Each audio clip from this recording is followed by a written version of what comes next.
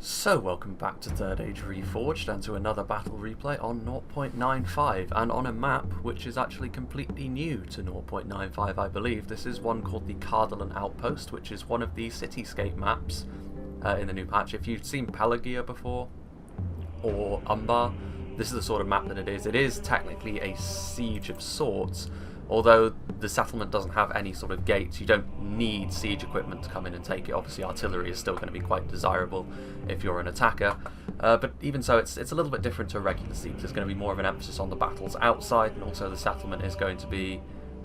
There's a lot more ways in as well than a standard sort of walled settlement. There are a lot of ways in. I think there's 6 or 7 in total actually on this map, but we'll get into the defensive side of things a little bit later on. As you sort of look out here, you can also see that there's some more heavily wooded areas. There's some hills over there where one of the armies deploys. In this case it was me.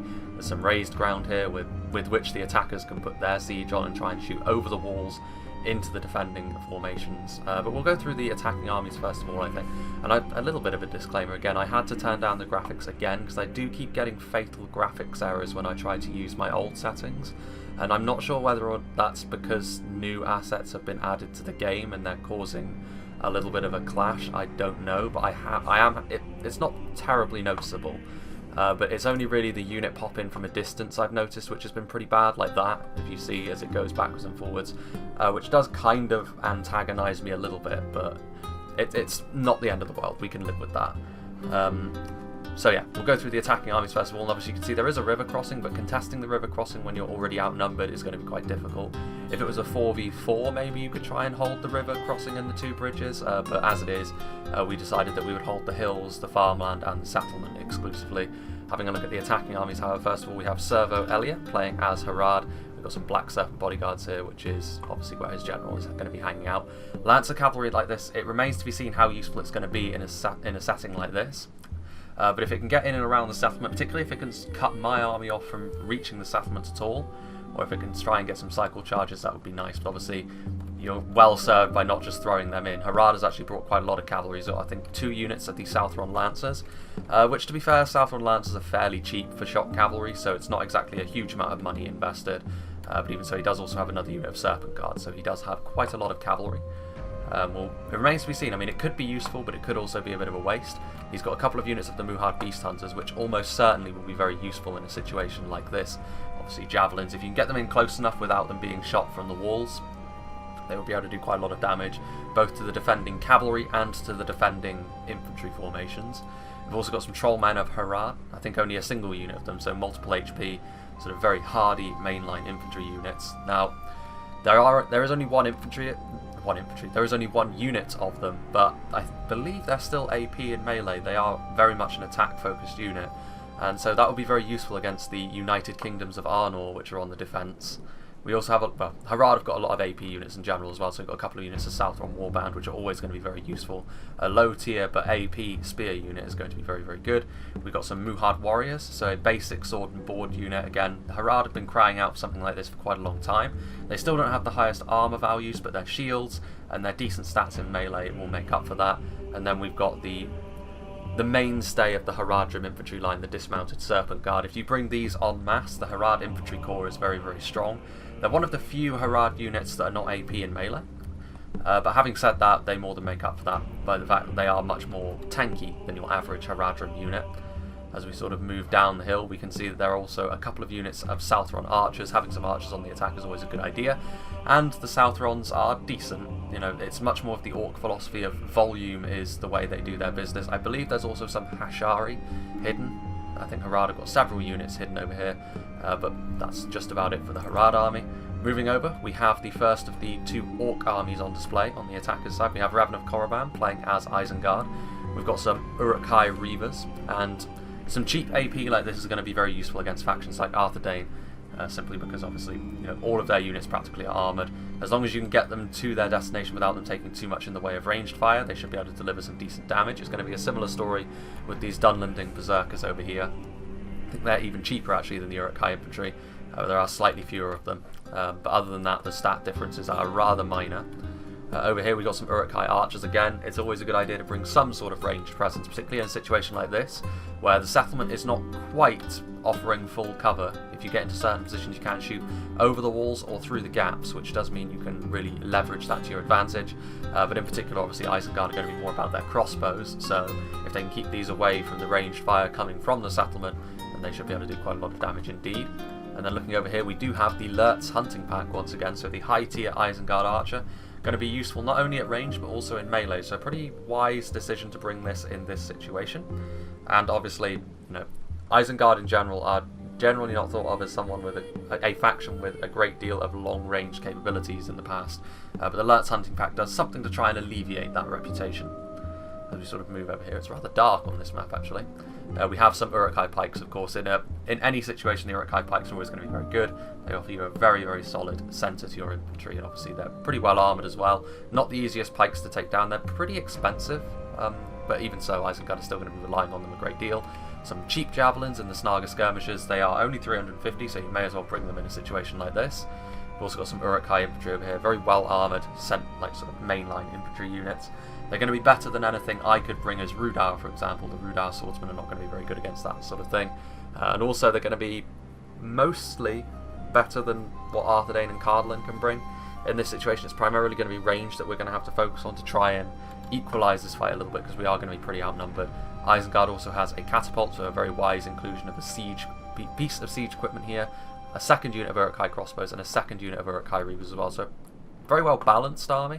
I have to say I'm a little surprised I'm not seeing any Uruk-hai berserkers or Nazkai, but he has brought the important things, so the pikes, the crossbows, and the artillery, which is good to see. In fact, we do have, well, actually no, this is Gondor. So Gondor has fallen to the dark side, and they are going to be helping the forces of evil try to wipe what remains of Arnor off the map. So we have Boyd playing as Gondor, and he's got some Gondor infantry without the armour upgrades, but then in a situation like this, quantity is going to be important when you're trying to take a settlement. He's also got some Gondor spearmen, again, just the basic variety. But Gondor's infantry is going to be very important here, because unlike Harad and Isengard, well, less so with Isengard I suppose, but Gondor have got some very solid infantry. They're going to be very survivable. In a choke point, they're going to be fighting for a long time, even if they're outmatched. We also have some civilians here, which might be where the Gondorian general is, if he's doing what WK usually does, but it's going to be difficult to see if the general is in fact in this unit. But regardless, we've got some civilians coming in, attacking the settlement. First one's into the breach, I'm sure. We've also got some basic Axemen of Lasarnak again, no armour upgrades. Gondor generally do have a lot of units that do have an upgraded model. But in a situation like this, they may have had more money over all the attackers, but that was spread over more armies, so they do have to make some cuts somewhere in each individual army. But having an armour-piercing unit like this is definitely going to be a good move against Cardalin and Arthedain in particular. He's also got his archers, so some basic Gondorian archers, of course. Going to be decent in a skirmish fight. Potentially, if you send them forward to try and waste our ammunition, we're not going to be able to efficiently take these guys down with our own ranged units. And over here we have the incredibly powerful Shielded Fountain Guard. Of all the Gondorian infantry units, the Shielded Fountain Guard is probably my favourite overall, in terms of a singular unit anyway, because they're just so powerful and they fit into the Gondorian philosophy very, very well. A Trebuchet is going to be a very good move on this map, because you can shoot over the walls quite easily. Whether or not it's going to hit much of anything, it depends on the positioning you put the Trebuchet in, and whether or not they can avoid the archers on the walls. Then over here we have the other unit that I think very highly of in Gondor, the Fountain Guard. These guys are absolute beasts in any situation, really. In fact, they're probably the most predictable unit in the game at the moment to bring, because Gondor without the Fountain Guard are a little bit lackluster in my opinion, but with them, they become one of the really terrifying infantry presences in the game, because they have essentially the same effect on cavalry that pikes do, only they add armour piercing to that, and they also add much more versatility in melee. Pikes are only going to be good if you manoeuvre them correctly, whereas Fountain Guard are a lot more forgiving. They are more expensive, of course, but you can have two before the cost increases, and they really are the pride and joy of the Gondorian infantry line. They will do tons of damage if you use them correctly, and they're going to be a real terror in the night for us in this battle. He's also got some Caer Andros Swordmasters, again, going to be quite difficult for us to equal these guys in melee. It's going to take one of our best infantry units to do that, because they are better than the Fornoster Rain Knights, I believe. In terms of like the Swordmasters for the human factions, sort of the Swordmasters of Karnan and the Fornoster Rain Knights, I believe the Caer Andros Swordmasters are probably the best, simply because I think they have the best armour values. But again, don't quote me on that, because Gondor are a faction I haven't done the overview for yet. So we will have to have a look at that at a later date. Another unit of Axemen of Lasarnak over here. We also have some Guards of Osgiliath, more Gondor infantry, and some more Guards of Osgiliath over there. The Guards of Osgiliath, pretty cheap actually at 650 and very effective. You can only have 2 before the cost increases though, so that's where their sort of downfall potentially lies. Then over here, this is where the general's hanging out. Gandalf's retinue bodyguard. Multiple HP Lancers again, similar to the Black Serpent bodyguard. It remains to be seen whether they're going to be useful in this battle or not. They are not great against other cavalry of a similar tier to themselves. Against regular cavalry, but their multiple HP will save them. But against the likes of knights and some of the better melee cavalry, the Gandalf's retinue bodyguard will fall apart. So do remember that Gondor in a cav-to-cav fight are not going to be the best. And then finally, for the attackers, we have the Orcs of the Misty Mountains, commanded by the Fat/Flavemore. He's obviously got some heavy goblin crossmen. I think the philosophy here is going to be similar to the one Isengard has brought, only he's got more cavalry in the background.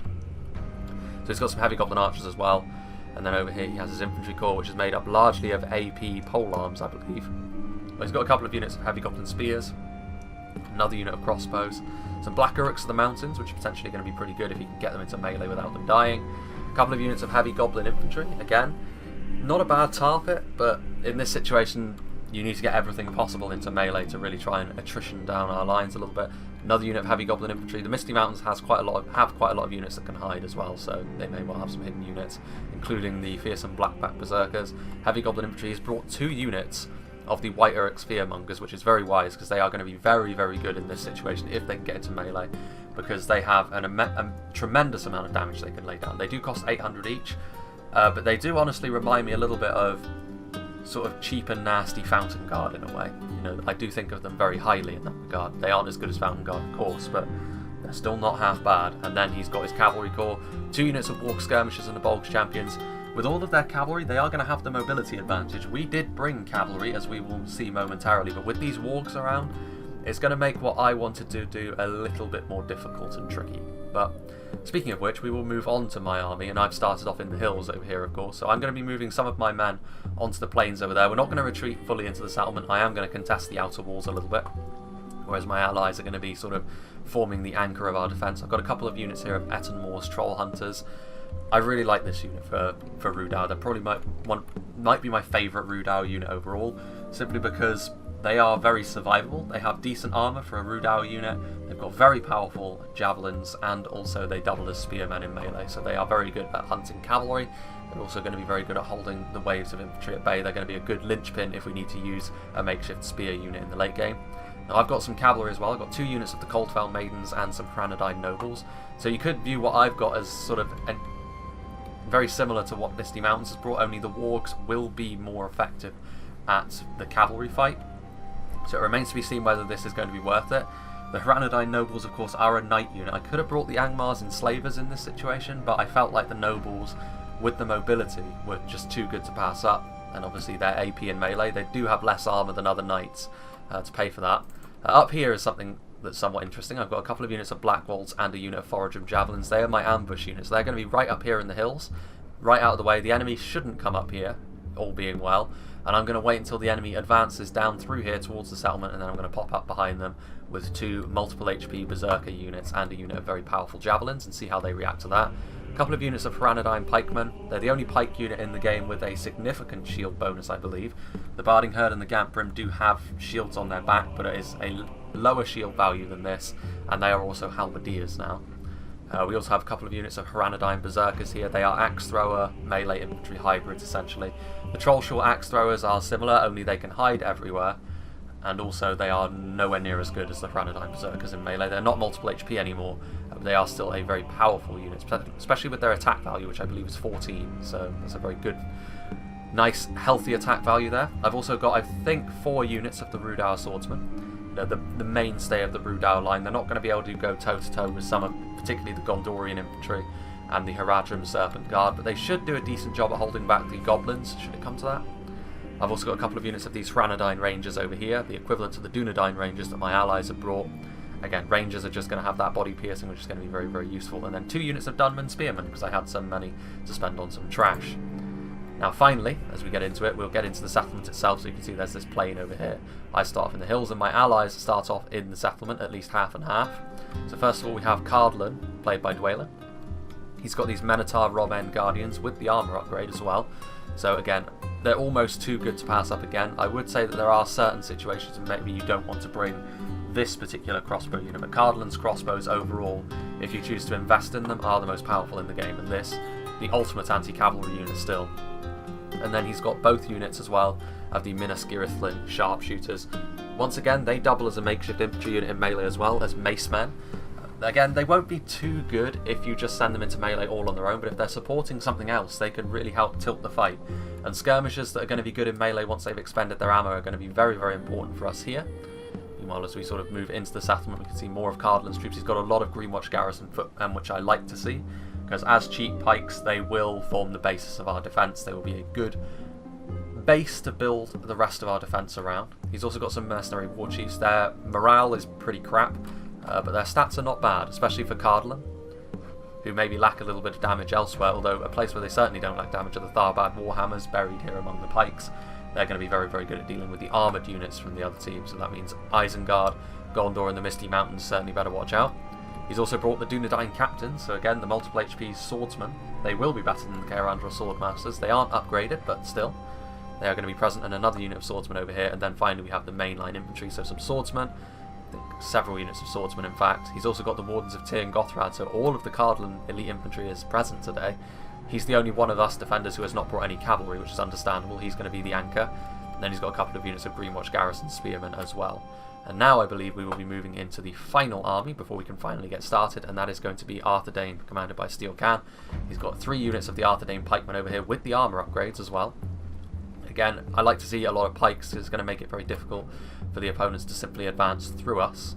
The archers may well prove to be a little bit more resilient as a result. I've got a couple of units of these Dunedain peacekeepers, so again some spearmen, which is good because it will add some mass to our lines should it be necessary. Let's see. Oh yes, we also have a trebuchet of our own, potentially going to be very, very useful indeed, because we can shoot over the walls outwards towards the blobbed attackers as they approach. And then as we move over here, we can also see that he's got some Wardens of the North. There are also several Dunedain Rangers from both of my allies, but they are obviously hidden because I can't see even my allies' hidden troops.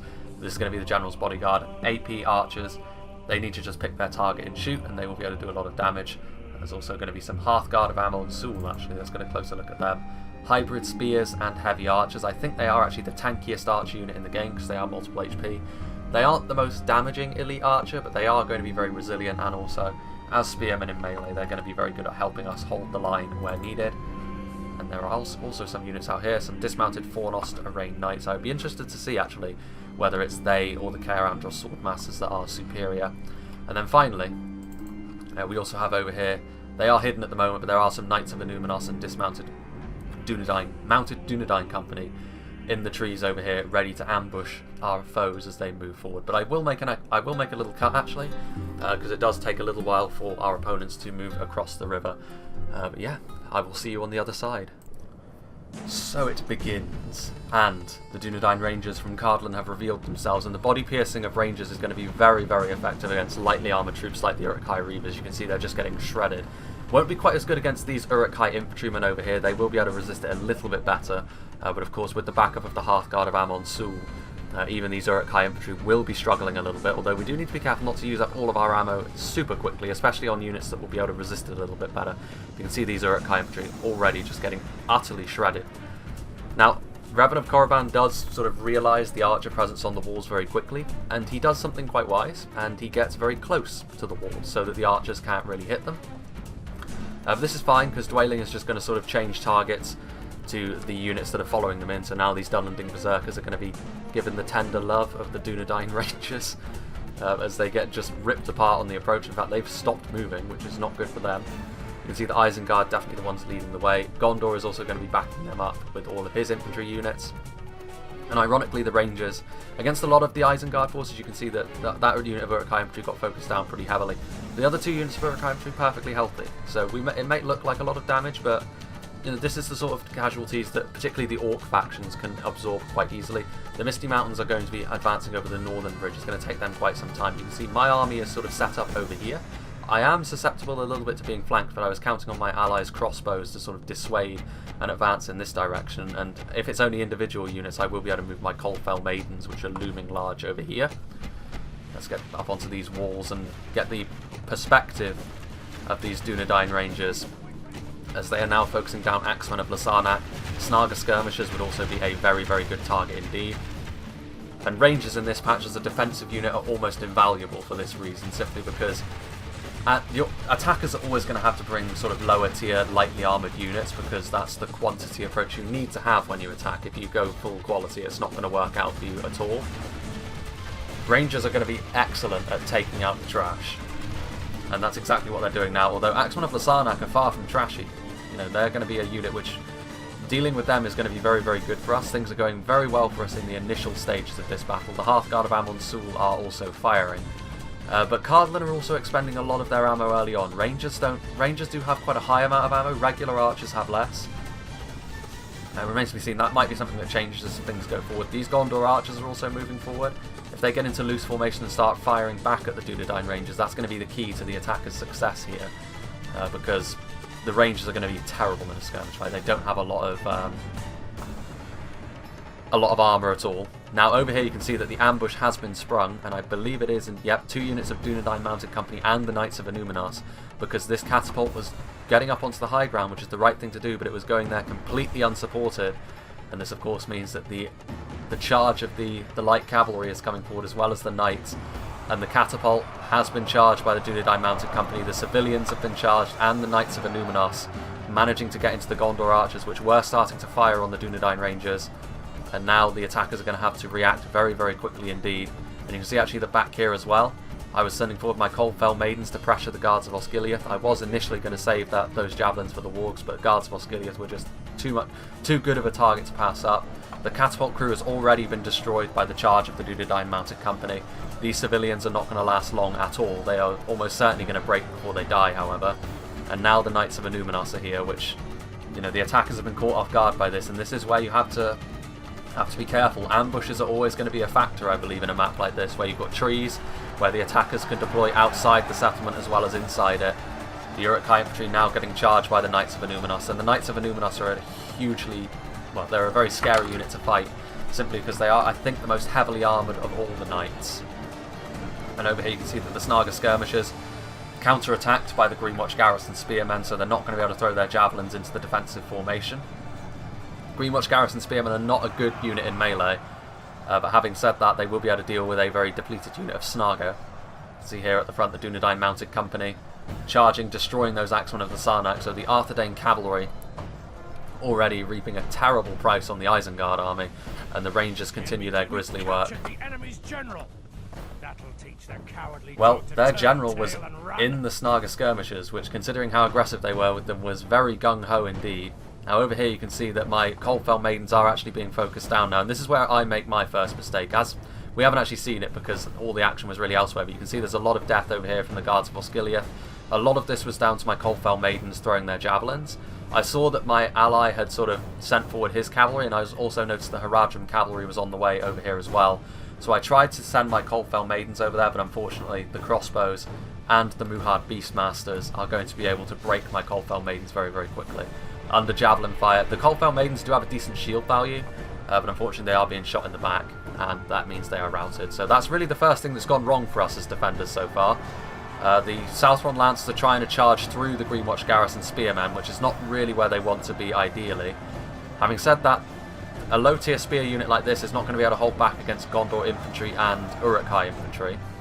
And what's more, my allies' cavalry is now being cut down. You can see the Knights of Illuminas are being somewhat overwhelmed. Coldfell Maidens are routing. Gandalf's retinue bodyguard is over here. And the Serpent Guard, in fact, where are the Dunedain Mounted Company? They might already all be dead. In fact, let's just slow things down a little bit as we sort of get a nice view of this. Now, obviously, the Knights of Illuminas are going to easily be able to beat Southron Lancers in melee.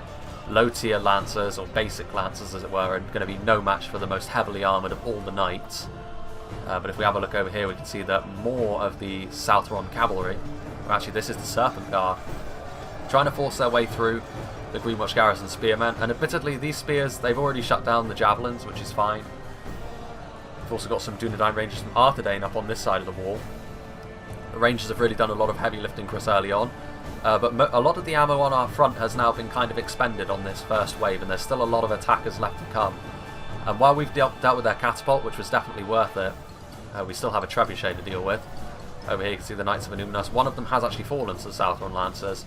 The Gandalf's retinue bodyguard are coming over here as well. My Coldfell Maidens are still just routing all over the place. And that's pretty much going to be it. I mean, the Arthedain Cavalry, are they hidden? I can only assume they're hidden because I can't see a great deal of them that are dead. I mean, the civilians are still in the fight, which is impressive for their standard of unit. But yes, the Arthedain Cavalry is still sort of trying to do its best. We can see back over here, there are some Hashari Shadows, which as far as a mounted horse archer goes, they do have the body piercing that our Rangers have, which might go some way to explaining where the cavalry's gone. I mean, if they're going to waste their ammo on a unit of mine that's already routing, I will accept that. You can see over here, we'll go back up to 1 speed, I think. You can see that these Uruk-hai Reavers are sort of trapped. I've got my Coldfell Maidens over here, which I believe are actually out of ammo, so I am just going to charge them in and just sort of get a side charge onto the Uruk-hai Reavers. They are isolated, so we can pick them off. It wasn't the best charge, but then it isn't exactly the most room that these Coldfell Maidens have to work with. So I can just cycle charge here all day long. You can see actually that I am moving over my Rudauer Swordsman as well. I was actually thinking of moving in, but overall I did realise that I was in danger of being a little bit isolated, but at this point there's not really much I could do about that, because I didn't want this to just be a settlement only fight. I did want there to be some semblance of fighting outside, which so far there has been. The Arthedain Cavalry has done really very well for itself, but at this point they are going to be overwhelmed. There are more Serpent Guard than them. Having said that, the Serpent Guard are being shot in the back by the Dunedain Rangers. This is going to be the end of the Arthedain Cavalry, I think. But the Arthedain Cavalry has already paid for itself. It's gotten some decent kills on the infantry, but perhaps most importantly, it's killed the catapult. The catapult could have been hugely effective if it's shot in through the choke point over there, but it is now gone. There are these Dunmanding wild berserkers as well, or just berserkers now. They'll be charging in, and with their AP they will definitely help the Serpent Guard, so this is going to be the end of the Arthedain Cavalry. The Greenwatch Garrison Spearmen, it looks like they have gone. They've been defeated. These Dunedain Rangers are moving forward. There are also these Greenwatch Garrison Spearmen over here. Or footmen, I should say. And now the attackers are going to be able to take up position on this hill where they wanted to be previously. You can see that these Gandalf's retinue bodyguard, which took some losses actually to the Knights of Illuminus, amusingly. And then the Trebuchet, there goes the last of the Knights of Illuminus. The Trebuchet is going to be able to set up on this hill. It's going to be able to fire into the settlement. There's still archer fire coming from the Arthedain side of the Dunedain Ranger Corps. And they're going to be firing into the Uruk-hai crossbows, a very, very good target, because obviously the crossbows of the Uruk-hai are going to be very, very effective. Now, I'm not sure I agree with this move from my ally. Sending the Rangers essentially to their deaths against Uruk-hai infantry is not really serving much of any purpose. And the Greenwatch Garrison Spearmen, well, he is actually now sending forward the pikemen, to be fair, so that's going to be fine. The pikes are going to back up the Rangers. It is maybe a little bit exposed over here, but at the end of the day, that should be okay. So yeah, so far things have gone pretty well for us as the defenders, but we were horribly outnumbered to begin with. We were down basically a whole army, and they had more money to pick their armies with as well. So we're going to certainly need to have more of this, inflicting more heavy casualties on the enemy as they approach. We do still have, of course, my Rangers and the crossbows that have yet to loose their ammunition, and the Wardens of the North. You can see my Rudauer Swordsman sort of getting over here to try and ensure that I can't be flanked. The Serpent Guard are moving over here. The Serpent Guard are going to be trying to go through the Uruk-hai Reavers. They might actually be going after my Coldfell Maidens, which would be an interesting target.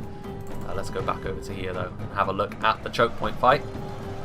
So you can see that the Dunedain Rangers trying to hold back this horde of Uruk-hai, but now that the ammunition is a little less prevalent, the enemy are going to be able to launch the first part of their main assault. So we've managed to hold them at bay until now. But now things are going to start to go downhill pretty quickly. The Coldfell Maidens, the Serpent Guard charge into them. They've already seen battle against Knights of Illuminus. They're damaged, whereas my Coldfell Maidens were fully healthy. And so I should be able to win this fight, especially seeing as I've got my Hranadine Nobles on the way over here who will butcher Serpent Guard, especially when they're fully healthy like this. So we do still have a unit of Knights on the field. Now, the Misty Mountains were coming up, and I did notice they had wargs, so I'm going to pull back my Dunman Spear, and I'm going to try and get into a defensive formation with my Ettenmoor's Troll Hunters and my Spears, because I have got this force outside the walls, which I wanted to trigger my ambush as effectively as I possibly could. Well played here by Servo Elliot, because he did try to avoid my cavalry and try to get into my Ettenmoor's Troll Hunters, but they were just absolutely carved down by my javelins. The Ettenmoor's Troll Hunters are not the sort of soft target that javelins usually are for cavalry, so that is worth bearing in mind. It was still probably better than just dying to my Hranadine Nobles, however. Over here, the Dunedain Rangers, which have essentially been sent to their doom. Again, I'm not sure I agree with this from my ally, but even so, it is what it is. We actually do have the Dunedain Mounted Company, they did actually retreat and they did come back from their excursion. Charging into these Dunlanding Berserkers, they're going to be able to defeat them. But we still don't have the cavalry advantage, so they are still likely to be overwhelmed by the enemy cavalry. The Gandalf's Retinue Bodyguard and the Black Serpents are still on the field, as well as that slew of Misty Mountains wargs, and the Misty Mountains are going to be more of a factor in this battle as it goes on. The Guards of Osgiliath, which I managed to do a lot of damage to, in addition to a bit of Ranger Fire, but most of this, I believe, was the Coldfell Maidens that did this damage. So despite the fact that they are now both out of ammo, they've done some good damage to the Gondorian pikes. If the enemy can't go pike to pike with us, that's a big deal, because we do have the Greenwatch Garrison Footmen and the Arthedain Pikemen and my Hranadine Pikemen, so we've got pikes for days. Now the Trebuchet is trying to fire through the gap. It is a small gap, so this Trebuchet here on the far left is probably going to be hitting the wall, but they could get some decent hits on the Southron Archers, the Uruk-hai crossbows. There's a lot of targets you could potentially go after. Cardlin are moving their swordsmen. As it stands, the enemy have only started to engage on one of the entrances into the settlement, but they are going to be squeezing in on the settlements over here. I think there are 5 ways in total. Again, shooting over there. Narrow misses. But you can see over here that the outer fight is sort of threatening to get underway because the Misty Mountains are cresting the hill. And unfortunately for me, they did send their wargs over here. I was kind of hoping they would send them to go after my cavalry by going around and making them join up with the main army and it just being infantry over here. But with the wargs, I'm not going to be able to trigger my ambush because the Black Walds and the Forager Javelins are going to have... They're not going to be able to hold off 3 units of wargs anyway. The Forager Javelins could manage if it was maybe just the Bolgs Champions. But as it is, we're going to have to be very careful. There's Black Uruks over here. There's Heavy Goblin Infantry. Heavy Goblin Crossbowmen worrying me as well, which means they are going to be able to outrange me because I only have 2 units of archers, unlike my allies. Also, I've got both units of Rudauer Swordsmen over here waiting to cover the flanks, but also I do have the support of my allies' crossbowmen over here, which is going to be very important. But meanwhile, over here you can see that they are now starting to skirmish down my allies' Dunedain Rangers. And this is a wise move because Rangers, they are very powerful at range to lightly armoured units with that body piercing, but they are not good in a skirmish fight. They are very lightly armoured, and stuff like the Southron Archers with the volume of fire they can put down, it's going to be very rough. Dunedain Rangers trying to kill as many of the Southron Warband as possible, which is a decent target. Their armour isn't the highest, they do have a shield, but that can't really be helped. These Uruk-hai infantry, I think they're worried about the Trebuchet because they are actually taking men off this front line, and the Dunedain Rangers are just about managing to hold on. Their reward for doing so much damage at range is that they must fight the Uruk-hai in melee, which is very unfortunate for them. There goes the Trebuchet shots again into the Southrons as they advance. These Greenwatch Garrison Footmen, and this is probably why my ally wasn't sending forward his pikes, to be fair. The enemy skirmishers are doing a number on his pikeman. We do have more where that came from though. We do have a lot of Arthedain pikemen with better armour than the Greenwatch pikes, and we do have some mercenary war chiefs as well, so we do have more numbers. It might be worth actually letting the enemy come into the settlement so that we can use the cliffs as cover. We do have a lot of men. You can see over here that these Dunedain Peacekeepers have moved over to the sides. What is going on over here?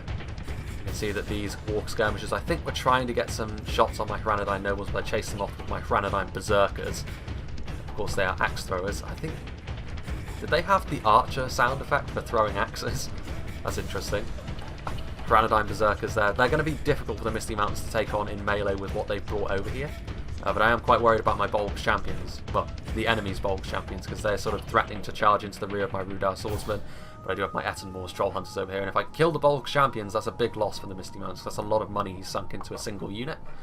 I've also got my Rudauer Swordsmen kind of... I do feel the pressure now, though, because I can feel sort of the Misty Mountains wanting to squeeze in on the forces that I've left out here, because I only have a portion of my army out here, and wanting to contest the outer fields could prove to be a bit of a mistake in the end. Well, you can see over here that the enemy are still content to skirmish down, which they are well within their rights to do. They're trying to shoot into the ARNOR pikemen, and they do have a decent shot actually, and now we have retreated from the walls as a result of the enemy skirmishers being in place, so it's a taste of our own medicine here, and the Uruk-hai are going to be leading the way with the Haradrim Beast Hunters coming in behind them. The Uruk-hai infantry, they're kind of on their own though. They're going to be surrounded by mercenary war chiefs and rangers. That was a nice hit from the Trebuchet though, right into the advancing infantry. And now that they're in the settlement, the full force of our Trebuchet is going to be able to be used. Having said, there's more fire arrows coming in, which is an interesting choice. See these sharpshooters over here. I've got my Hranadine Rangers going to be moving over my Coldfell Maidens as well. It's very tense on this front. I've got my other unit of Hranadine Berserkers coming out here, and I'm just sort of waiting for the Misty Mountains to make their move, and indeed they were doing so, because they were starting to shoot my outer position with archers. Having said that, if they're going to shoot my basic infantry with arrows, I'm fine with them. It's not really wasting it, because they are getting some decent kills, but better this than our pikes, because our pikes are really the basis of our defence, which we're going to need to use in the choke points. But I can definitely feel myself being squeezed here, so I'm going to have to try and retreat a little bit. You can see that the heavy goblin crossbowmen are also moving forward, which I think I do see, and I think I turn my men around to try and charge into them as quickly as I can, because the crossbows are too good a target to pass up, and as soon as the enemy lingers a little bit too close to the walls, my ally is going to be able to use his Minas Girthlin sharpshooters to deal with them. Just sort of go back into the settlement over here. We can see that the enemy have kind of been repulsed out of the settlement again, so it's a bit of a game of cat and mouse over here as the mercenary war chiefs and the Dunedain Rangers come in. The enemy trebuchet is firing into the settlement as well, which is worrying, because one good hit on a blob like this and we could find ourselves in a very tricky position to manage. Now you can see, however, that the Misty Mountains are starting to mobilise a little bit more. Unfortunately for me, this is where my decision to try and contest the farmland outside the settlement is coming back to bite me a little bit. My sense of sportsmanship, unfortunately, being used against me here as I'm skirmished down. But at this point I just decide, you know what, I'm going to just charge my Rudar swordsman in. I'm not going to sit here and just be skirmished. If I get into melee with the crossbowmen, all the better, because that means I'm going to be able to kill them nice and quick. Crossbowmen are not going to be good in melee, I don't need to tell you. As we sort of see here, near the windmills, they are going to be able to get a nice volley off into my Rudar swordsman. But again, Rudar swordsmen are not really the most high-profile target for crossbows to be going after. The White Uruk Spearmongers are going to be easily able to defeat my Rudar swordsman in melee. Now the crossbows are running for the hills like the cowardly goblins they are, as the valiant Northmen fight on against the goblin filth.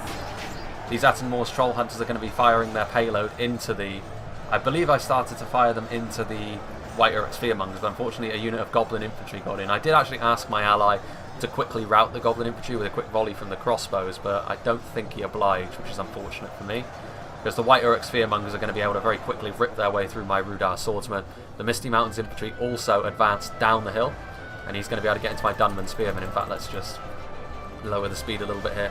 The Dunman spearmen are going to be no match for the heavy goblin spears, very low tier spears, just chaff really.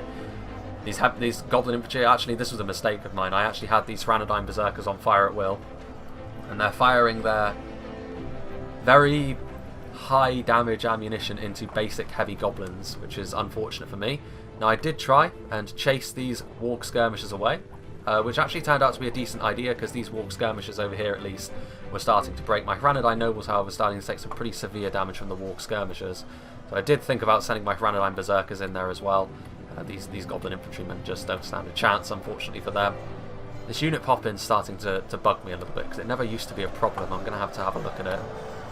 Meanwhile, these White Uruk Spearmongers, victory seems certain, of course. My basic Rudar swordsman, and this is where things are starting to get a little bit ropey for us, because this is a lot of my men outside the walls, which are essentially going to die and lose, and I'm not sure whether or not I'm going to have the kills to show for it. My Coldfell Maiden's got a lot of kills early on, but at best I'm breaking even out here, which is not good for us, because as the battle goes on, the attackers' numbers are going to really start to come into it more and more. As we have a look here into the main choke point fight, you can see the mercenary war chiefs of Cardland are being committed forward. They're being committed forward on their own, which is not good, because they will break pretty quickly in the face of some sustained pressure, shall we say. Their damage will stand in pretty good stead against the Southron Warband, but against the Uruk-hai pikemen, not so much. The Uruk-hai pikes will be able to keep them at arm's length very effectively. And actually over here, if you have a look, one of our trebuchets has been destroyed by the attacking trebuchet, which is unfortunate for us. The enemy trebuchet is able to funnel its fire in here. These Wardens of Tirn Gothrad need to be really careful. I mean, a hit from that attacking trebuchet could be disastrous. The Dunedain Trollslayers are also moving backwards, and you can see out here that unfortunately for me, the Uruk-hai are starting to... Well, my Ettenmore's Troll Hunters are trying to run away, but I have been spotted by the Bolg's champions. So it's kind of a washout here for me, unfortunately. My desire to be aggressive, getting into the spirit of things with Rudar, has kind of been used against me very effectively by the Misty Mountains. And all of this came down to the fact that he sent his wargs up around this hill over here. If he had sent them around the other side, I would have sprung my ambush by now, and at least one half of his army would have been sliced in two by my Black Bolts and my Foragem Javelins, but with the wargs I couldn't risk it. and in the end this has led to the complete demise of my Rudal swordsman, which is a very sad thing to see, but more importantly it's led to the demise of one of my units of Ettenmoor's troll hunters by the looks of things. I mean, these goblin infantrymen are trying to get away, trying to get in their way I should say, but my Hranadine berserkers did live, and also my general's bodyguard, my Hranadine nobles, also managed to escape in pretty good health as well.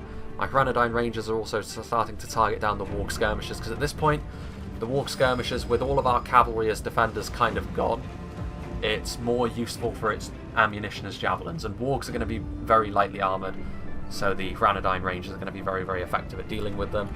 And eventually I am going to sort of retreat back into this sort of choke point over here, so I can't be just focused down by the enemy archers, and we're going to have a very nice firing position. I've got a lot of the Cardinal infantry over here as well to help prop up my line, because I'm going to have to deal with basically the entirety of the Misty Mountains army. Oof. You can see here the mercenary war chiefs. I like the look of their shields and their armour, but the mercenary war chiefs doing quite well for themselves actually. With a second unit of them they were able to buckle the Uruk-hai pikemen's formation, and they have been able to halt the attackers' advance in their tracks.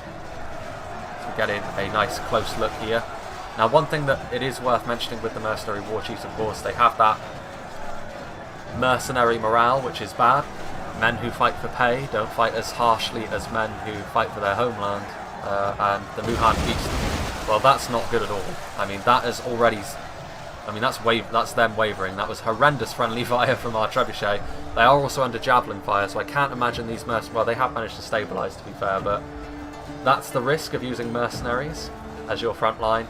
With the javelin fire, I imagine they're probably going to break. You can see that the Wardens of the North are firing. I'd be interested to see what they are actually firing at. I think they're actually firing into the blob, which is probably not the best use of their time, to be honest with you. They are AP archers, and most of the units in there are Haradrim, which don't require AP to kill. I mean, this is definitely the sort of thing I'd be saving for Fountain Guard, or any of the Gondorian high tier troops.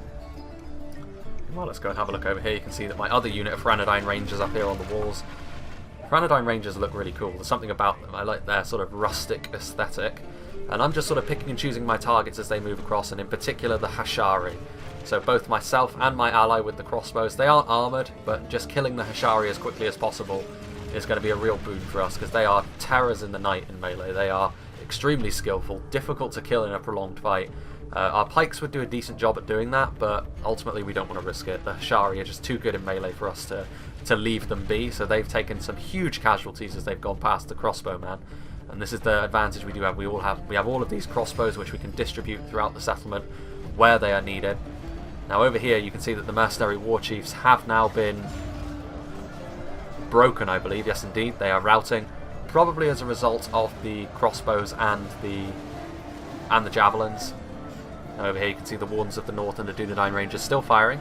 The Dunedain Rangers will do a decent amount of damage to all of these units because of their body piercing. They're so tightly packed. And the AP projectiles will do a decent job against the Uruk-hai pikemen as well, but even so, I think I'd be saving the Wardens of the North and their ammunition. Now these pikes here are not really in a fantastic position to face the enemy, but we are going to try and form up another front line over here with the Arthedain pikemen. Of course, the Arthedain pikemen, decent pikes with decent armour. Overall, in terms of effectiveness, they are better than the Greenwatch Garrison footmen, but they are also more expensive. But at the very least, they should be able to go toe-to-toe with the Uruk-hai pikemen a little bit more easily. That was a fantastic hit from the enemy trebuchet, though. So already the Arthedain pikemen taking a big hit. Over there we can see that there are some Cardinal infantrymen as well, getting ready to help out. But you can also see over here that the enemies are now finally starting to squeeze in on other entrances. You can see that there are a very elite Gondorian forces heading around the flank, and they're going to be going in through the two entrances that are on this side, and the Misty Mountains and Isengard are going to be pushing pretty heavily on this flank as well. Now this is a pretty difficult front line to get through, because there's a lot of Greenwatch Garrison footmen, there's Greenwatch Garrison spearmen as a tar pit over here, and I also have my Hranadine pikemen mixed in there. Many pointy sticks. There's also Ettenmoor's troll hunters and Hranadine berserkers in here ready to use their ammunition, but the warg skirmishers are trying to sort of do what damage they can with so few of them remaining. But they're going to be shot down pretty quickly. I've got two Hranadine Rangers that forgot to retreat over there. But it is going to be an infantry push on this flank now, so that's good to see. We'll just have a quick look at the other flank as well. Oh, that is a building. We can see over here that the Arthedain pikemen have already been shown what for by the trebuchet and the Uruk-hai crossbows. And now the Uruk-hai crossbows are able to shoot right into the front of the Wardens of the North, which is not great. These units are also all in tight formation, which is going to make it easier for the crossbows to get their damage done. The Muhad Beast Hunters charging in to try and get to them in melee, but they're obviously not going to stand a chance against the Wardens of the North. Meanwhile, we can see here that the fight is about to get underway.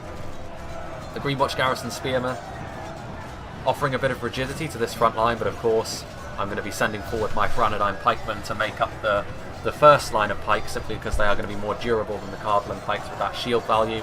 Low quality Goblin Archers are not going to do a huge amount of damage to my pikes, but the Snaga Skirmishers will. And this is where things are going to get interesting, because up here you can see this horrendously powerful skirmish position I've taken up. Both my units of Pyrannodine Rangers and my Etten Troll Hunters are here, and I'm going to be targeting the White Uruk Sphearmongers with my Axe Throwers as well, my Pyrannodine Berserkers and my Javelins. And then my Rangers are going to be targeting the lightly armoured skirmishers in the back. So we are in a good position here. We've managed to sort of, despite the fact I took some very heavy losses on the outside of the settlement, things are still going to go relatively to code over here for us, I think. We're going to be able to hold for quite some time. The enemy skirmishers will do a lot of damage to us, however, and that may well prove to be pretty costly. But now you can see that they are advancing once again through the central plaza, the central entrance. We are ahead, but only 7% ahead. And in a siege where you're outnumbered, you kind of need to be in around the 18 to 20% ahead if you're going to have much success in the late game, I've noticed. At least that's how it used to be. We'll see how it is now. The Arthedain Pikemen again trying to form up a front line. It's not the best front line here, but they should be able to hold the Serpent Guard at bay for a little while. What I'd be more worried about, however, is the Muhad Beast Hunters coming, because they are going to have the perfect firing position with their javelins to be able to hit those Arthedain Pikemen square in the front. We do have reinforcements, but the Arthedain Pikemen are going to need some help, it looks like.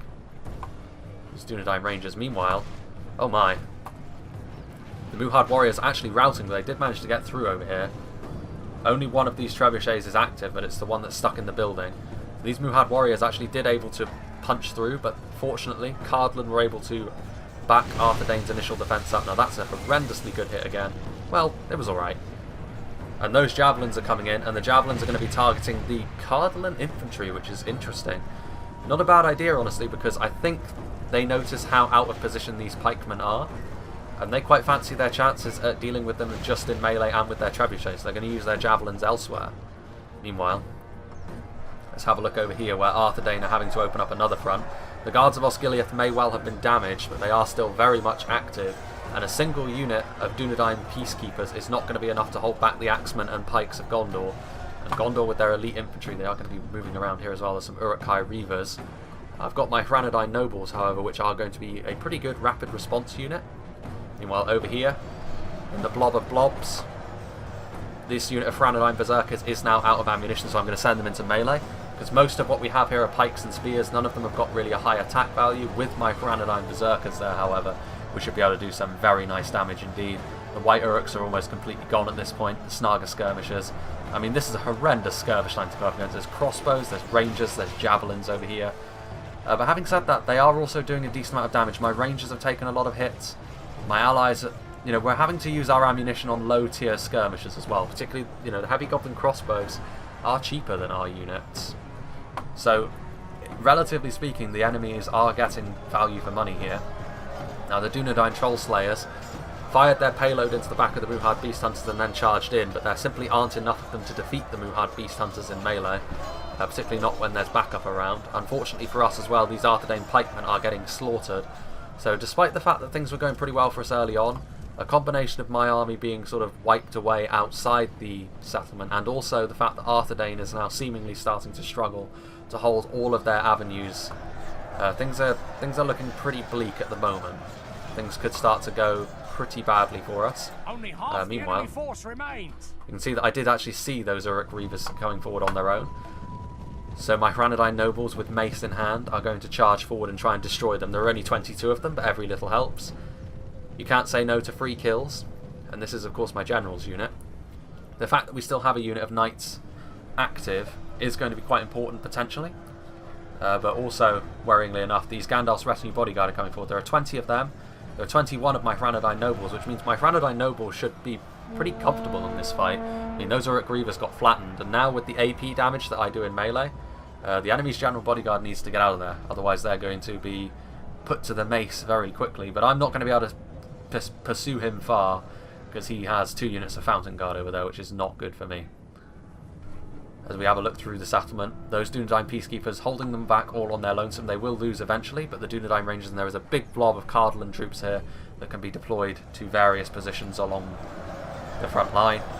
And then over here, finally, these Dunedain Troll Slayers are about to give up the ghost, and the enemies have managed to force their way into the settlement over here. So now, how will this go from here? We shall see. And you can see actually that I'm actually pulling my rangers away, because I did notice the Fountain Guard were coming in through the other side, and I knew we needed something over there to help deal with them.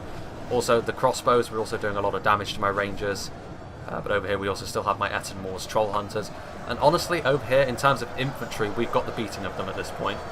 You know, we've got so many pikes, and we've got the high damage of the Berserkers in there. They do have a lot of sort of lower tier spear units as well. They also have some Blackback Berserkers, which eventually will surely make their presence felt. But ultimately, we can hold here pretty comfortably for the time being, whereas we need support on other flanks. So I'm moving my rangers over.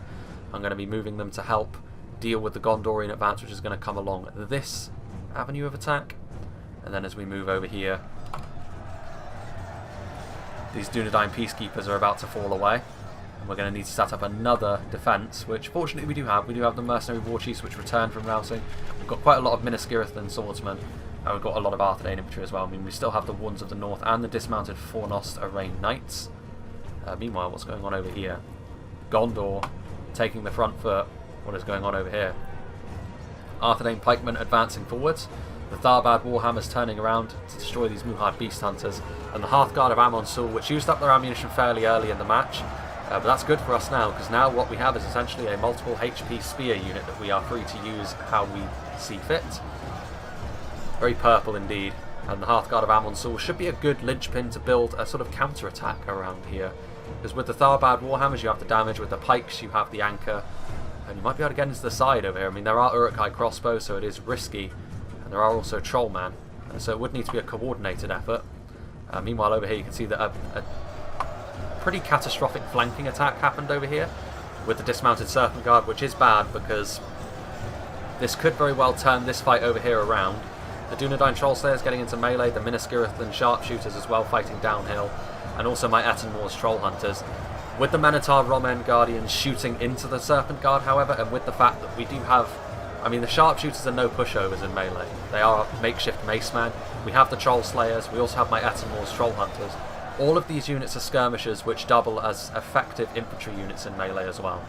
So, these Serpent Guard, honestly, without support, they're going to fall away, which is good for us. I mean, it does distract us, and it does make this sort of frontal position over here a little bit more precarious, because they are now trying to push through, and this is good coordination by the attackers, but they're going to need to make this count, otherwise this is a lot of Serpent Guard that have just been killed for nothing.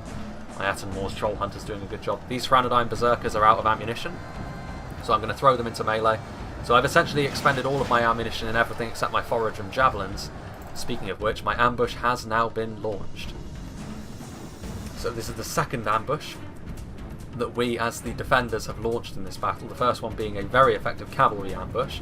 So we'll see how well this one goes. 2 units of Blackwolds. The Blackwolds are essentially like the Uruk-hai Berserkers, AP and melee, multiple HP. They do have 2 HP, but they have no armor and like no defensive stats, so they will fall away pretty quickly against like highly skillful units and to archers. But I'm backing them up with the Forage and Javelins as well, so things should go relatively well. And the Lurtz Hunting Pack, I mean, this is a high-profile target that I just couldn't say no to. The Blackwolds are going to be able to do some pretty hefty damage over here, but as we have a look over here, we can also see that the Caer Andros Swordmasters, the Fountain Guard, what was left of the Fountain Guard anyway, is being focused down by my Franadine Rangers, who are up on the high ground. The high ground, OP, and these Franadine Nobles, as well as these Franadine Rangers, which are actually out of ammunition. We're going to be able to tie up this Gondorian attack quite well, because with the Fornost Arrayed Knights holding the front, that's a decent unit to hold these elite Gondorians in place, and then we're going to be able to surround them with Rangers and Knights while shooting them with the other group of Rangers. Over here, the attack has begun. Well, on this flank anyway, there's Gondor infantry, which is interesting because once again they're kind of out of position. I think actually if you have a look over here, some of these buildings you can move through, which is kind of strange. But even so, these Arthedain pikemen, once again, they find themselves horribly out of position because they're being shot in the back by Uruk-hai crossbowmen. Let's have a look back over here, shall we? Because yeah, these Lurtz hunting pack, they routed in the face of my Black Waltz, which I believe caused fear in enemy units. And with giant, I think they use axes made of stone, the Black Waltz. So maybe not the most efficient weaponry, but it's terrifying nonetheless. And I was hoping to be able to get into the back of this attack over here, we would be able to do a lot of damage, but unfortunately for me, there are still wargs on the field, which will make my ambush a little bit difficult to pull off. But even so, I felt like now was the time, because that Lurtz hunting pack was just too good a target to pass up, and anything else we get is going to be a bit of a bonus. There's a couple of warg skirmishers still alive over here, but you can see how my rangers and those crossroads managed to deal with a lot of these Snaga. There's also these heavy goblin infantry trying to form up a defensive posture as my Black Walls start to march forward. Over here, this fight is now much more even, which is worrying for us because we need to win on this front. This is the front in which we are doing the best. You know, myself, as Rudour and Cardlin have managed to really make the enemy pay for trying to come through this choke point very effectively. Gondor's elites have also been dealt with pretty heavily, but it's in the middle and over here on this side where I'm a little bit more concerned because the enemy are starting to move forward and get into some juicier targets. The Tharbad Warhammers, thankfully with this sort of flanking attack, you can see they're in sort of the in front of this building over here. Now the Shielded Fountain Guard are a real worry because they're going to be able to push into the Wardens of Tirn Gothrad. Now, fortunately for us, the enemy has not really coordinated themselves in this attack anyway, because they've got men outside the settlement here. I mean, some of it is cavalry, but they've got Uruk-hai infantry over here, but ultimately they need support. Fortunately, these Arthedain pikemen are actually managing to turn this fight around. You can see actually these Dunedain peacekeepers as well, managing to somewhat stabilise the situation over here, but it's still pretty chaotic. The Hashari are going to rip the pikemen apart because they're out of formation. It's worrying because if we start to lose choke points and if we start to get outflanked by the enemy, we're going to be in a decent amount of trouble. These Dunedain captains and the Tharbad Warhammers combining their powers, as well as the Hearthguard of Amon-Sul. But ultimately the Shielded Fountain Guard just overwhelmed, and the Wardens of Tirn Gothrad able to hold the front. What is going on over here? Dismounted 4 Noster-Rain Knights and some Wardens of the North. I've still got my Franadine Nobles, which eventually I do send around the map to try and get into the flank of things. Minotaur, Romen, Guardians moving away. Let's go and have a look over here, where unfortunately for me, my ambush is now being focused down by everything, but this is drawing away a lot of resources from other fronts, because without all of these units helping the push on the other front, Cardlin and Arthedain are going to be victorious. So I'm okay with them focusing down my Black Bolts and my Foragem Javelins like this, because my Black Bolts won't go quietly into that good night. I mean, we've torn into the heavy Goblin Infantry, we've dealt a heavy blow to the Uruk-hai Infantry as well. I mean, the Blackback Berserkers will probably defeat me in melee, which is unfortunate. And you can see over here that this unit of Black Bolts is taking cycle charges from the Warg Skirmishers, but again, the Warg Skirmishers have taken heavy losses as they've tried to cycle charge in and out of these Black Bolts. And I've also dealt a decent amount of damage. There goes the Gondorian General at the hands of a pike. These Uruk-hai archers are over here, but it looks like we're going to be victorious on... Well, the enemy is going to be victorious over here by the looks of things. The Foragem Javelins, they are AP in melee with these giant two-handed maces. They aren't quite as durable as the Atten Moor's Troll Hunters, which is why most of the time I prefer the Troll Hunters to sort of round out the Rudour army a little bit more, but obviously the Troll Hunters can't hide, the Foragem Javelins can. Well, they can hide anywhere anyway. Much more reliable ambush unit. Heavy Goblin Infantry, able to just overwhelm. So my ambush wasn't nearly as successful as the cavalry ambush was early on. But just the fact that it managed to distract forces away from the choke points, honestly, was probably a really good thing for us. Having a look over here, you can see that the fact that that infantry had to defend against the ambush meant that the enemy attack over here has largely fallen apart. I mean, they only have heavy Goblin Infantry. They do have some Black Uruks in here, but they're not going to be able to hold. You know, they're not going to be able to push their way through all of these men that we still have here. I've got my Atten Moor's Troll Hunters, which still have a bit of ammo, I think, as well as these Franadine Rangers, which is definitely the last thing the enemy wanted to see, I'm sure. I'm also going to commit my Rangers to melee over here, make sure that we're victorious. But over here, the Fornoster Rain Knights, which were defending against Gondor, are now defending against the Trollmen of Harad, and there's enough of them that they should be victorious. And the enemy catapult was, I think, targeted down by the Cardland crossbows. The Black Serpent Bodyguard is still fully healthy, but they don't really have a good opportunity. Well, actually they do. I mean, this Arthedain force finds itself completely isolated and surrounded, so the Dunedain Peacekeepers and the Arthedain Pikemen are going to be bled out and destroyed by the Uruk-hai infantry. Are there still Hashari alive as well? I wonder what is going on over here. Well, we had victory over here. I mean, it wasn't without its costs, though. Most of this is Harad and Gondor bodies, however, and the Tharbad Warhammers are still in reasonably good shape. Dunedain captains are almost in perfect condition, actually. Now, there was the other unit of Fountain Guard over here, and even when there's only 23 of them, I would back them if they got into formation to defeat this single unit of Minas Tirith swordsmen. But with all of these men over here, we should be able to just sort of zerg them out, which is going to be very good for us. There goes my Franadine nobles. There's only 8 of them. My general's still alive, though, so that's good for me. And hopefully, I was hoping to get some rear charges in over here, because they don't have much in the way of defences left, honestly, against my cavalry. I mean, the Black Serpent Bodyguard, there's enough of them that they would win. Meanwhile, over here, my ambush has been defeated. My Etten-Moors Troll Hunters are still sort of firing. So are my Franadine Rangers. Franadine Berserkers moving into the fight as well. There are the Rangers, but victory is going to be ours. We also have these heavy Goblin Infantrymen over here. The Lurtz hunting pack is still alive, actually. They did come back from routing, which is unfortunate for me. The Blackback Berserkers are also coming back, which is, well, they didn't rout, but they are coming back to the fight they were always intended for before my ambush distracted them. And now the heavy Goblin Infantry and the Blackback Berserkers. I mean, this is really the last push they can afford over here, which is, it shouldn't be enough. I mean, particularly with my Franadine Rangers and my Franadine Rangers especially. The Blackback Berserkers have always been somewhat infamous. They are multiple HP, but they aren't the most heavily armoured unit in the world. So my Rangers should be able to do some very decent damage to them. What's left of my Etten-Moors Troll Hunters is also being committed to the front. And yeah, we're gonna be victorious over here, it's fair to say. There are Uruk-hai archers over here as well. There's more heavy Goblin infantry and Uruk-hai pikemen being sent forward. But at this point they need everything. That is a Haradrim Warhorn. The Greenwatch Garrison footman. This Trebuchet crew is still fighting something. Interesting. But over here, the attackers were victorious, so they are going to be able to push further into the settlement. What is going on over here? Ah, yes. Here is where the Haradrim charge happened, and they did a huge amount of damage to these Minas Tirith swordsmen. The Black Serpent Bodyguard are one of the most potent lancers in the game. Multiple HP, very high charge bonus. They look fantastic as well, of course. They don't want to stay in sustained melee, though. They want to cycle charge in and out. Meanwhile, going through the backyards, back gardens, as it were, of these buildings, the Uruk-hai infantry is attacking over them.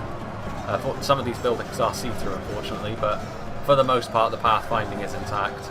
We can see the Wardens of Tir Gothrad moving over here. The primary purpose of them, of course, is to encourage nearby troops. And you can see over here that indeed the Fountain Guard have managed to just beast out these Minas Tirith swordsmen and mercenary war chiefs. I'm a little bit surprised actually that my allies didn't send over more men to deal with them, because they could have just overwhelmed them with the Dunedain captains. Let's have a look over here, and you can actually see that my Granadine nobles see a nice juicy target in the shape of these Uruk-hai crossbowmen. And if we could take away the crossbows, honestly the enemy don't really stand much of a chance beyond that, because we have managed to maintain the lead somewhat. We're only 6% ahead, and the enemy could turn it around in the late game feasibly, but most of their high tier targets have been taken off the field, or are tied up in fights that they can't win. In particular the Gondorian elites. The Uruk-hai crossbow is actually able to point blank fire, and the Bolgs champions are here now, so it's time for my nobles to beat a hasty retreat. If they go over there with their maces, the Wargs are going to chase them, but I think the nobles are faster. So the crossbows are reloading, but I should get out of range before they can hit me. Well, no, they can actually still hit me. Disaster! These Black Serpent bodyguards are still alive. The flanking assault from the Fornoster Rain Knights continues, and they're able to defeat the Hashari. What's going on over here on this front? The Lurtz hunting pack is still firing away. And they've managed to deal some decent damage to my Rangers, but honestly, my Rangers have already done their work. There are only 5 Blackback Berserkers remaining as a result of the Ranger fire that's being poured in here. And honestly, we don't have too much left in the way of infantry. Without the range support, those Blackback Berserkers may well have been able to turn this fight around. But as it is, we are going to be victorious on this fight. Finally, the biggest blob fight in this battle is going to go our way, which, when that happens, the defenders are often in a pretty good place. While over here you can see that the Trollmen have sort of repositioned themselves to try and help the Fountain Guard, but finally the Tharbad Warhammers were sent over to silence them once and for all. And the Minotaur Romen Guardians are here as well. The Trollmen should do a decent amount of damage to them, honestly, but with all this support I don't think it's going to go too well for them. Cardlin is now also going to begin to counterattack the Hearthguard of Amon-Sul. I mean, the most important thing really at this point is to try and zone out the Black Serpent bodyguards. Some Uruk-hai archers. There goes Azog, so the Misty Mountains General falls to a Maceman. All of these units as well, I think that part of what the enemy could have done differently was, you notice how their attack along all of the choke points was a little disjointed. I mean, I don't blame them for attacking this first choke point straight away, simply because they were going to be under archer fire regardless of what they did. You can see that Revan of Korriban ended up repositioning all of these Uruk-hai around the settlement multiple times, and essentially all that time they weren't in melee. And numbers is the one thing that as the attackers you need to make good advantage of, otherwise you're going to lose. And unfortunately we were able to Death Star up on certain targets, and I think that really did help us, because at this point I can't see the enemy coming back from this. Well, there goes my general there. At the hands of the Lurk's hunting pack, I was trying to cycle charge him, and eventually he gives up the ghost. After being in melee against wargs, taking crossbow fire, and cycle charging elite Gondorian infantry, I'd say that he's done pretty well for himself there. These crossbows are up on the wall, which could potentially be pretty nasty. The Black Serpent bodyguard also trying to get in behind. Minas Tirith and swordsmen should be able to hold with the help of these Greenwatch garrison footmen. But in particular, something that Isengard won't like to see are these dismounted Fornoster Rain Knights, which is why the crossbows are targeting them, doubtless. Black Serpent bodyguards are able to get a rear charge though. Not the best rear charge. These Trollmen of Harad did retreat. At this point the attackers are sort of trying to form a defensive perimeter around a choke point, which is interesting. Interesting way for the fight to develop. But over here victory was ours. You know, the blob ultimately went in our favour. Most of what's left over here is Cardolin's forces, to be fair. So we've got some pikes over here. I mean, most of what I've got left, I've got very limited amounts of pikes, some rangers and some Ranadine berserkers. Now the Hearthguard of Amon-Sul heading forward. Going to try and deal with the Black Serpent bodyguards, and as spearmen of course they will be able to do that. That purple though, I mean this is the Cardolin outpost, that is what the map is called. So Cardolin are on home turf, able to rally the support of their neighbours as well. This is what ARNOR can achieve when they are united and not divided. And there goes one of the Black Serpents again. Similar story with my Etten-Moor's Troll Hunters. They aren't multiple HP, but they do still double as spearmen in melee. Which is why this cavalry on its own, even if it was able to get perfect cycle charges off, it's not going to be able to change the outcome of this match. The Uruk-hai are kind of boxed in at this point. Minas Tirith and sharpshooters, even with all of these pikes again. All of these units were committed late on. If they were committed elsewhere in the fight earlier, like I'm wondering actually how this fight over here managed to turn around, because at one point Gondor was carving their way through here, but unfortunately it seemed like it stopped. I mean, as soon as the Peacekeepers were stopped, they needed some reinforcements to really follow through in this section, and unfortunately they weren't forthcoming. The Trebuchet hitting several parts of the settlement. My Ranadine nobles are still alive, even if my general is not. Both of my allies' generals are still alive, actually. The Dunedain captains taking a volley in the back, actually, from the Uruk-hai crossbows. Those Bolgs champions, they need to be careful around the Tharbad Warhammers and the wards of Tirn Gothrad. Here are the Ranadine nobles rear-charging in, and with all of these charges, this is going to be a mass rout from the Uruk-hai. The ill-disciplined orcs. The Uruk-hai are the most disciplined, of course, but ultimately that's not saying much when it comes to orcs. The Wardens of Tirn Gothrad and Minotaur Roman Guardians are going to head up the hill and get into the Uruk-hai crossbowmen. See over here my Ranadine Rangers moving into position. What's left of my infantry is in the fight, but I don't have much left. I think of all of us defenders, I certainly lost the most. But ultimately it was pretty well defended by us. I mean, we did make some mistakes, in particular my desire to engage the enemy outside certainly backfired against the superior numbers of both the Misty Mountains and Isengard. And also Arthur Dane's positional play could have been a little bit better with his pikes. But ultimately, I feel as though the defenders, if they had attacked that side of the settlement as well, where my cursor is, at the same time as they attacked this one, we would have struggled to cover every avenue, because we needed the full fury of our skirmishers to cover the big blob fight. Whereas we wouldn't have had the skirmishers to cover everything, because we used up a lot of our ranger ammunition early on. I mean, all of these bodies outside are testament to that, as well as the Arthur Dane cavalry charge. And honestly, the battle is very much in our favour. Victory will be ours. It's going to be 100 to 93 by the looks of things, which of course is within the magical 10%, and the more players there are, the more valid that is. The Haradrim General's still alive. But yeah, if that catapult hadn't have died early on, if it was able to shoot in and get some nice hits off on our infantry, that could have completely changed the battle. So early on, that cavalry ambush could well have won us this fight. But something else I'd like to say is I really like this map. I like the variety. I like the fact that there's a sort of choke pointy settlement. I like the fact that there's wide open spaces. I like the fact that there's potential for ambushes and good positions for siege equipment and units that you wouldn't otherwise see in an open field. Units that would perhaps be considered too risky, because I do kind of wish I brought the Angmars and Slavers now, because they're a unit which doesn't really get a lot of screen time, whereas the Haranadine Nobles are always around. But Knights are something that I think I'll discuss another time, because they've got their own thing going on. My Rangers are trying to shoot into the Black Serpent bodyguards. They still have ammunition, my Haranadine Rangers, which my Rangers were definitely the stars of my army. I would say Arthur Dane, the cavalry, and with Cardlan, honestly, Cardlan's infantry held up better than mine and Arthur Dane's. And there we go. I mean, there's still 1,000 frames left apparently. I think this is down to the Haradrim cavalrymen.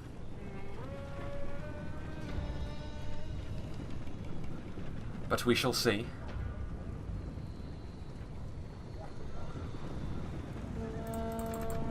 Oh, my bad. Yes, indeed. And yeah, there we go. At the hands of my Rangers and Haranadine Berserkers. I love Rudau's aesthetic. I love their style. It's not like too... I mean, it's not pretty, but there's something about it. It's obviously Viking-esque, but it's not entirely Viking. And as you can see, I actually got the most amount of kills, which is surprising, because I will hold my hands up and say that I think I was the weakest of us defenders in this particular battle. I feel as though, again, my recklessness to try and engage outside the settlement to the extent that I did was probably a mistake. If I was going to do that, I should have deployed my entire army in the hills, because that would have made the Misty Mountains' job much more difficult with their wargs. Rather than trying to engage them on the open plain, I should have engaged them in the hills. Because then, if they ignored me, I would have been able to attack the enemy army in the back, which would have been an interesting way to see how that would have gone. But we all broke 2,000 kills, which is reasonable.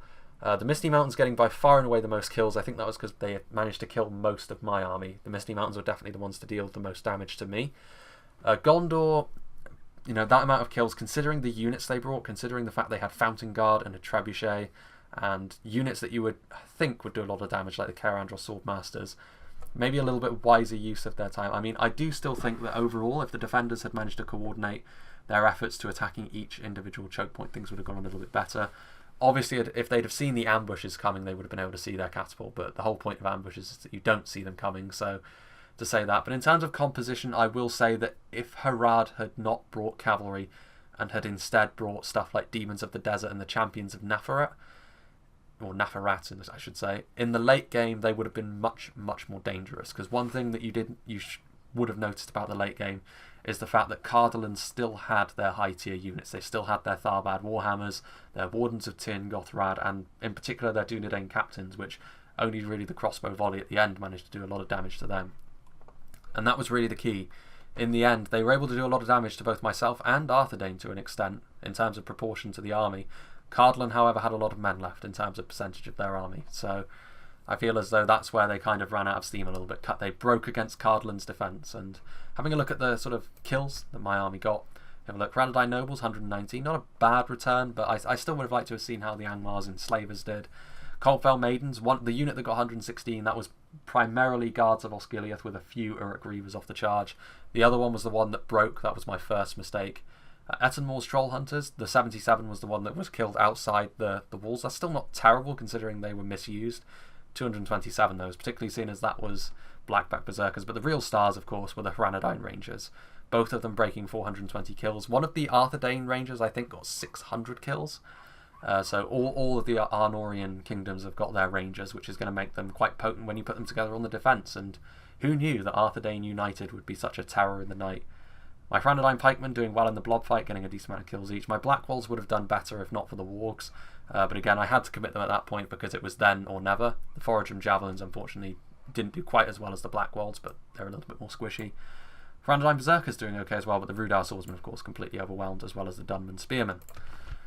So yeah, very fun. I hope to be covering more of these maps that were added in the new patch as well, because a lot of these maps are really neat and fun, because they aren't just a case of several choke points like some sieges can turn into. This is, there's a lot of room for a lot of creativity, both from the attackers and the defenders, and in particular here it was the ambushes, particularly the cavalry ambush from Arthedain. I feel like that ultimately did win us the game early on, and the attackers could have been a little bit better with attacking all the choke points, but other than that, they didn't do a terrible job. It was very fun, it was very close.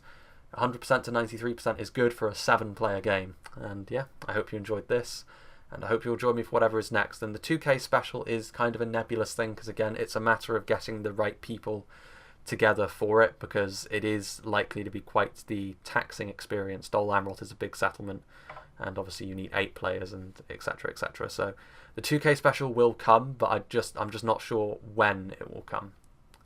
But yeah, I hope you'll bear with me on that, because things are a little bit crazy at the moment.